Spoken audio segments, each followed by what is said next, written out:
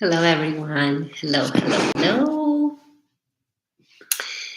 Okay, we are now putting on everything, getting live. Yes, starting, connecting. Hello, everyone. Whoever will watch or is watching this today. Hello, hello, hello. Okay, so let's start. Mental breakdown. What is this? Why we feel on the verge of breaking mentally and sometimes even physically. What is happening in your body? What are the roots and causes of mental breakdown? What do you want? How to know that you actually have that mental breakdown, or maybe on the verge, like maybe a couple of weeks, of couple of days, or maybe a couple of months from that moment. So roots and causes, what it does for us and how to recognize it and how to prevent it, right? So every time you feel like you're going to break mentally, or you understand that that's it, I'm done, you probably have already had it, or you feel like, okay, I'm falling apart. I'm falling apart in all the senses, professional, relationships, career, purpose.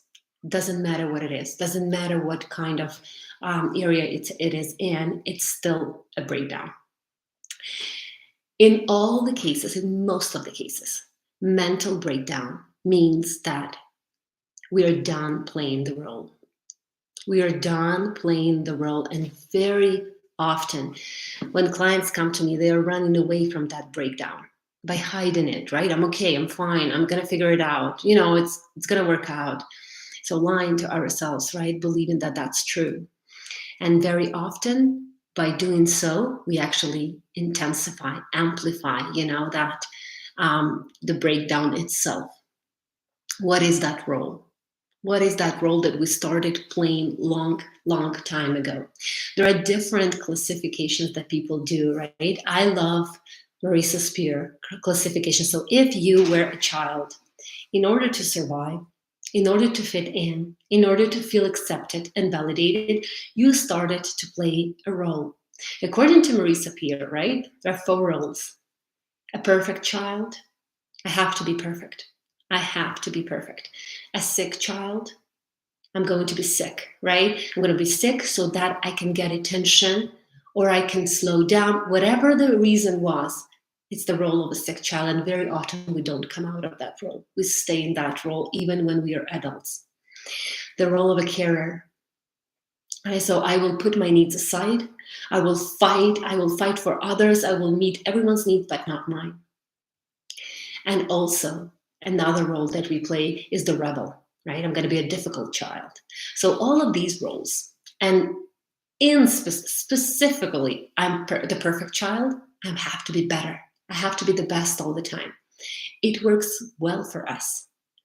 It works really well when we're children, because it makes us feel, okay, if I do more, if I do better, if I'm going to be perfect, I'm going to be praised, validated, and accepted.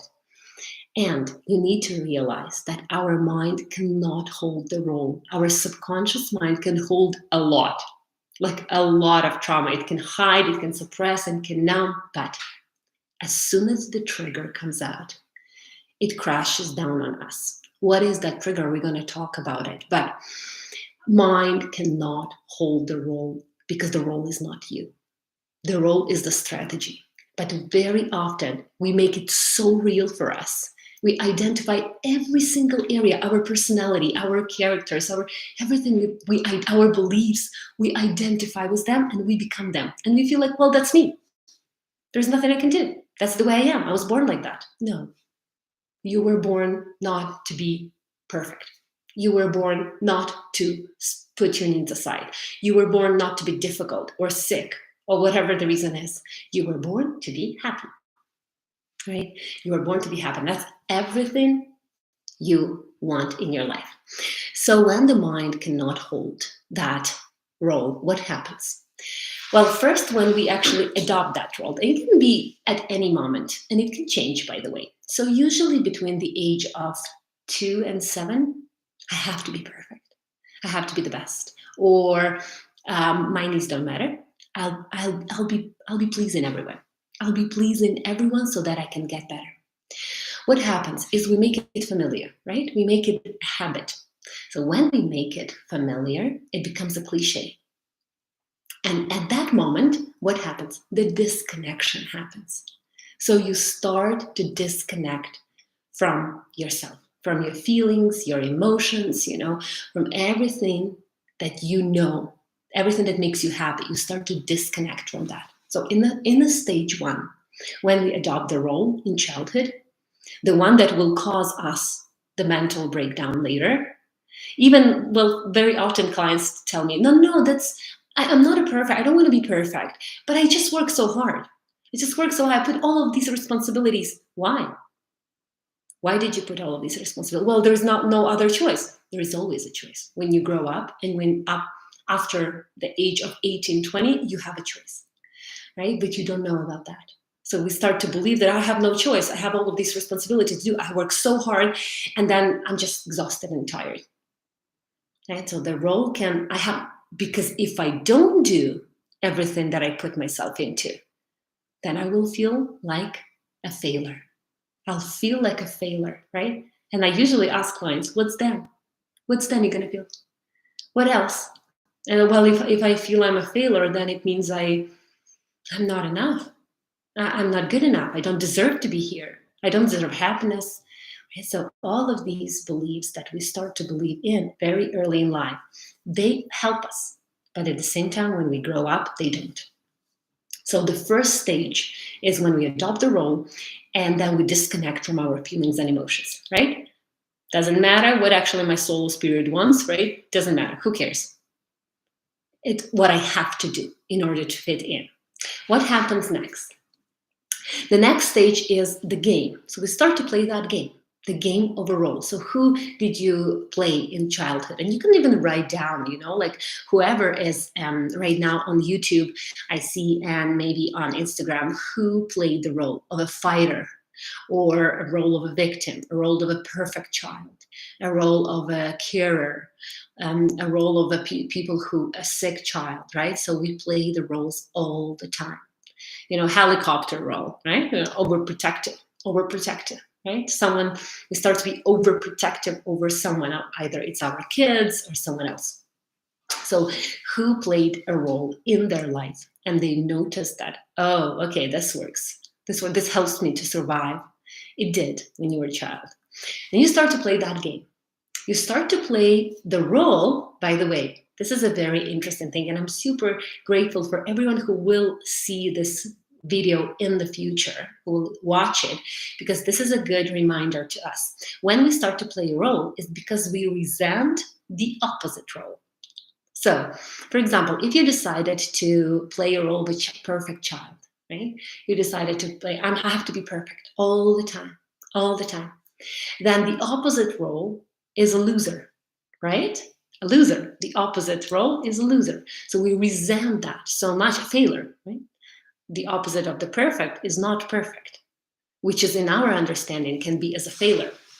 So we start to say, oh, I can be a failure. So you play the role, and because you resent inner resentment, you don't know about that even. It's unconsciously. We resent a completely opposite role. So when we start to play that role, that game, we get engaged. We get engaged so much that we don't even notice. Where are you and where is your role? That's the first sign that the mental breakdown will happen. Right? When you start to merge with the role that you're playing, and that's how the mental breakdown starts to build up. You might not even notice that. You don't have any physical sensations. You don't have any physical symptoms, any illnesses, but it's coming. It's coming, right? It starts to it's like a little snowball that starts to roll. So the third stage before the mental breakdown is a feeling of stuck.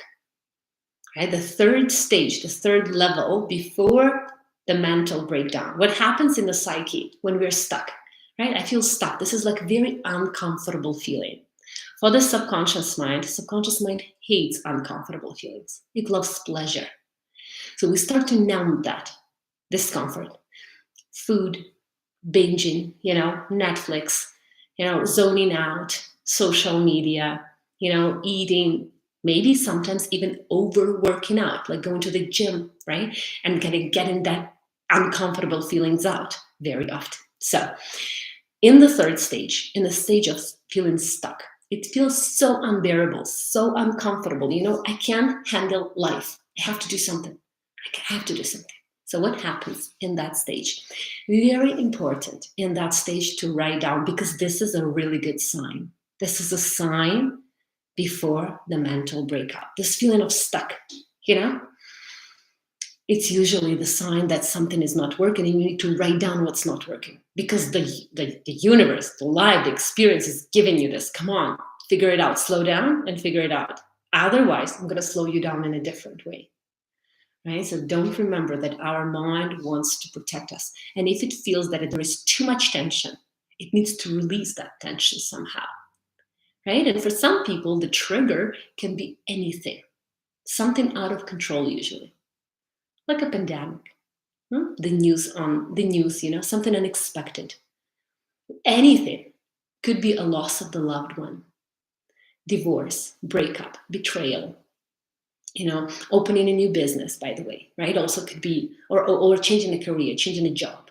That could trigger, that, or even like either speed up the mental breakdown, or actually it can slow it down if you actually change the career and you feel better in it and you feel more calm and at peace with yourself. That's also possible. So in the moment of stuck, what happens in the psyche, right? It kind of slows down, but you don't know what you want. You have no clarity about life, right? It gets unresolved, because you don't have clarity about what you're going to do or what is not working. You start to be very frustrated inside. It's called inner frustration. It's like a buildup. So that snowball, the role that you play, the tension, right? It becomes a game. You start to play it, suppressing yourself more, disconnecting from yourself more. It's built up, right? And we're going into stage 4, right? The stage 4 is inner outbursts. So inner, right? Conflict. So the mind gets really confused. I want to do this, but I'm here. I want something that I don't think is available to me. Conflicting beliefs. I want something, but my subconscious mind is programmed for different. I want this, so the soul and the mind starts to be in a conflict. That's what happens, inner outbursts. So it's like the beginning, right? By the way, this stage can be very short, or this stage can be very long. It doesn't matter, and we can never say. It's only you. You know that. You know exactly what is working for you and what is not working for you. So the subconscious mind starts to get in a conflict with the logic. The logic wants something, the consciousness wants something, but the subconscious mind is calling you back. So that conflict, how does that show up in the body? Or here usually, right? Or here. It's like the energy here. Either it's a discomfort, the pressure, there is like constricted feelings, right? Could be a burning. The energy can be burning, right? Cold hands, right? Cold hands as well. So these physical symptoms, you're still not sick, by the way. You're still not. No. This is not a breakdown. Breakdown is usually when you actually get sick, either mentally or physically. So in this pre-stage, right, before the mental breakdown, that's what happens. It's like this feeling, of like inner anger, inner frustration, sometimes shows up in anger outbursts. Like you were never an angry person. Very often I have clients who tell me, I'm not an angry person, but somehow I start to be so frustrated with my kids, with my family. So pre-stage, before the mental breakdown. And then happens. So if at that stage you didn't do anything, by the way, if at each of those stages you didn't make any changes, you didn't make any insights, any realizations, you didn't make any decisions to change whatever is happening in your life, and you keep going with the role, right? But you're still already kind of disconnected. The outer outbursts happen. What is the outer outburst? That's the mental breakdown. And that is different for everyone. So intense anxiety, a constant, intense anxiety that is like right here, or right here, all the time. That's the outer, right? So the outer outburst. This is the mental breakdown itself. Usually an action happens. So what we start to do, we either leave everything or we say, okay, I'm done. I'm leaving everything. I'm done. Like I can't do this anymore. And so that's what happens with the mind. The mind is done. It's not stuck. It's not in the inner frustration anymore. It just everything comes out, right? Very often family problems happen if people are in a relationship, right? They start to realize, I have been in this relationship that don't work. I have missed all the signs before. So a lot of emotions, a roller coaster of emotions in mental breakdown if it's mental.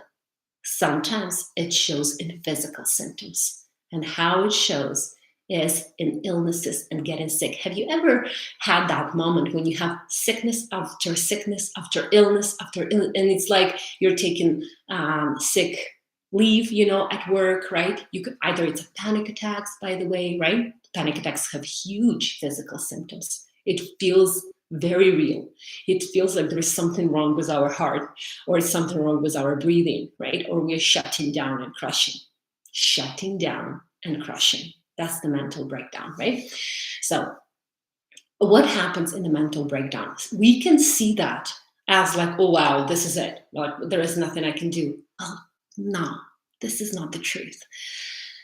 You can do something about it. It's also a sign. Usually, if the mental breakdown happens, your mind uses the last resort, the last technique to save you. The mind uses, remember, if you have a mental breakdown, if everything, like your job doesn't bring you happiness and joy anymore, you feel super angry and frustrated all of the time, right? You have sickness after illness, after everything, condition after condition, diagnosis after diagnosis, and it can get to very extreme diagnoses and symptoms. So when that happens, it's the last result. The mind wants to protect you.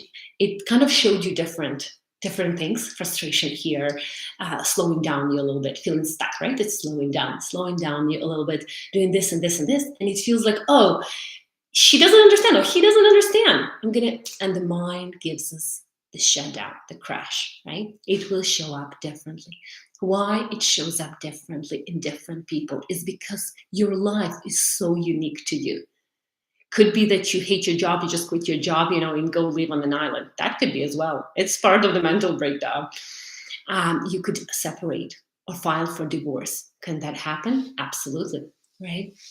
That can be something else, right? You start to change your life. Usually, mental breakdown is a red flag, red sign, right? Come on, this is the time. If you don't change right now, what happens if we don't change? If the mental breakdown, we don't learn from it, right? We just stay stuck in that moment. So the psyche gets crushed down and it just stays either in the illness, either in the sickness, or it's in depression, right? Depression, anger, panic attacks, right? And it will talk. The body has huge resource. Our body has huge resource. It can hold on to you for a very long time. So remember, it will give you many. So don't lose hope when you have a mental breakdown or when you feel a burnout at work. Don't feel like that's it. This is the end, right? Nothing can be changed. No. The mind will hold on to you for a very long time. So this is what you can do, how you can shift it, how can you change it, right? How can you start really connecting to yourself? If you are on any of the pre-mental breakdown stages, when you have inner frustration, when you have first physical symptoms maybe, when you have stuck moments, right? Like, I don't know what I want. I don't even know what I want. I'm never even connected to myself.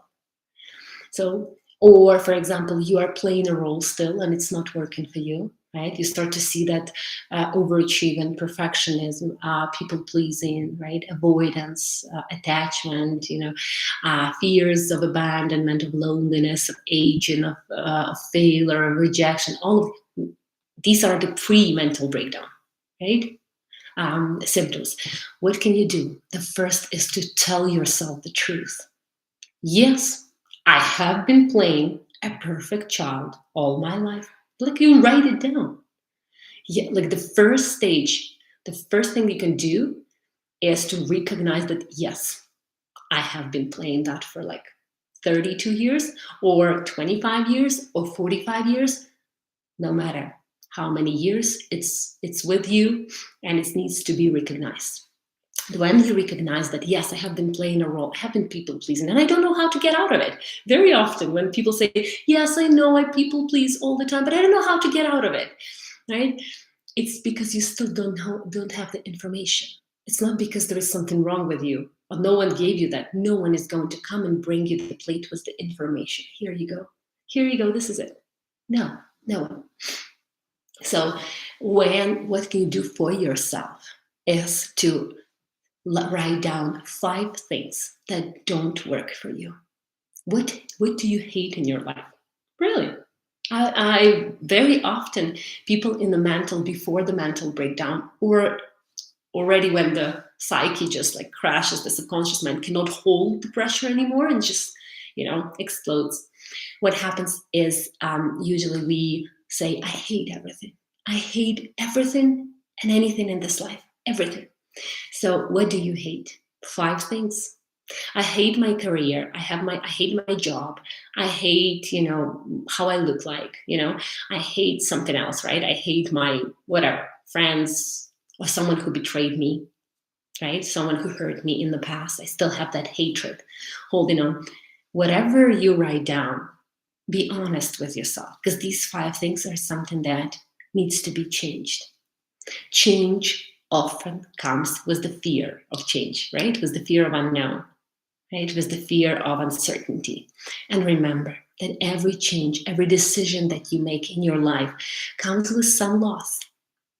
Subconscious mind doesn't like losses. Remember, it doesn't like, that's why when we say I'm losing weight, the mind freaks out because the mind doesn't like to lose weight. It loses something. Oh, no, I don't want to lose anything. Subconscious mind doesn't like to lose anything, right? So when you are losing weight, say, no, I am becoming thinner, fitter, healthier. That's what you need to tell your mind. Subconscious mind will respond to that much better than if you tell like I'm losing weight or I'm on a weight loss journey. It's a loss. The subconscious mind, and it's 95% of your life, and it doesn't understand time. So it doesn't like losses. Remember, so eliminate that word from your mind. So, and usually inner dialogue, you know how important it is, what we tell to ourselves. When you wrote down 5 things that do not work, find out where did you start to play the role? Very often you will come down to that moment. You can do it by yourself. You can do it by yourself. What do? You close your eyes, and we're going to do that right now. We're going to go into the self-relaxed state, and you can absolutely find out when, how, and where you started to decide you need to be perfect, or decide you need to be sick, or to be difficult, or to avoid something, or to fight for things, or to become needy, right, in something. Very often, you probably have noticed neediness. I'm so needy. I need the result. I need it. And that creates huge anxiety, people. Everything you become needy about becomes the source of your anxiety. So if I'm needy, like towards relationship attachment, right? Like never feeling alone, that's what's going to create anxiety. If I need to make more money, if I need to make this business work or this job work, I need more money, more, right? You become needy. So that the money, the financial situation will become important. And whatever you put big importance, you get anxious about. Remember. And anxiety as well. Mind cannot hold on to anxiety for so long. It will give you either crashes down, right? Mental, going anxiety, depression, right? Because it cannot hold onto the attention so long, right? If you want to, and let's go into the practice and find out what is the mental, what is that burnout? Maybe you feel tired. Maybe you feel exhausted. Maybe you feel like, okay, this is it. And I don't know what to do. Find out where did you take that road. So let's go. So I want you to make yourself comfortable whenever you are. If you're driving or, doing a commute from work or to work, you can absolutely watch the replay. But if not, you can stay in a quiet. It's going to take only like 7 to 8 minutes, right? It's like a little guided meditation with the self-hypnosis. You're going to go into that light, relaxed state, and you're going to realize where, how, and when you started to play a role. And that role, you cannot hold on it too much anymore. And you know that at some point it's going to explode. So let's begin. I want you to make yourself comfortable. Your hands and feet are not quite touching. Find that comfortable position for yourself. And I want you to look up as high as you can, just like this. And as you look up as high as you can, take a deep breath in. Keep your eyeballs up and breathe out. And one more time, keeping your eyeballs up, take a deep breath in and breathe out. Good. And one final time, keeping your eyeballs up, take a deep breath in and breathing out. Close your eyelids all the way down. And as your eyelids shut down, it's like you're centering yourself. Your eyes feel closed, glued shut, sealed shut, and locked together. You will go deeper and deeper into your own relaxed state. And deeper just means deeper into yourself. And I want you to imagine in front of you a flight of stairs. So just look down, 10 steps of stairs. And as I count down from 10 to 1, you will go deeper and deeper inwards, the best journey you can ever take. As you go deeper, you're taking step 10, 9, and 8.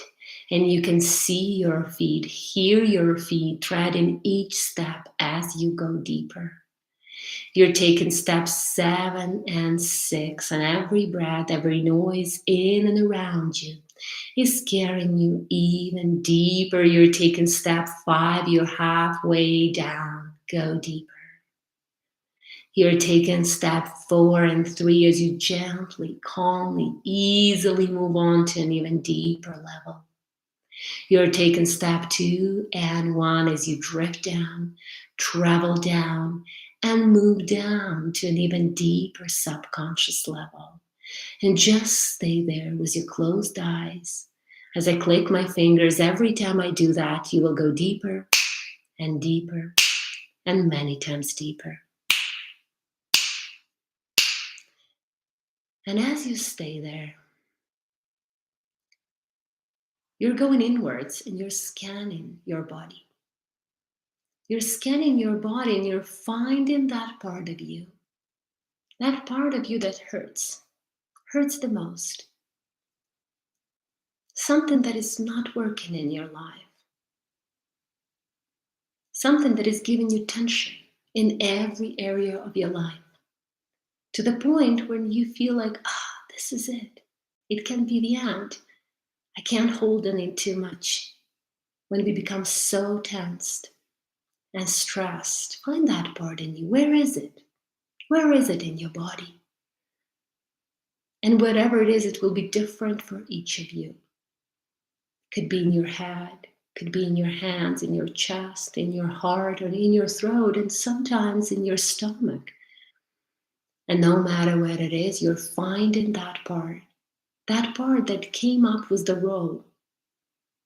And you still play that role, whatever it is, but it's not working for you. Whether it's people pleasing, maybe it's avoiding the confrontation, maybe it's fighting, trying so hard to do something, and everything in your life feels like a struggle. Maybe it's the victimizing ourselves and putting responsibility on everyone else, and still feeling unhappy.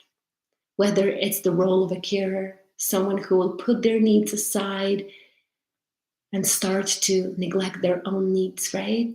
And start to satisfy others.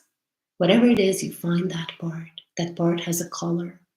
It has a shape. And as that part is gaining a voice, it will talk to you. It will talk to you and it will tell you exactly what it's doing for you. So let's begin. You will just repeat after me and finish the sentence with whatever comes in your mind. Whatever comes to your mind, just repeat it in your mind. I'm the role,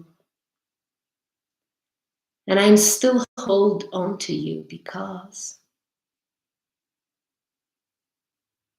and it could be a fear. It could be anything. Just finish the sentence. I'm a part of you, and my only role in your life is to. Just finish the sentence with whatever comes to your mind.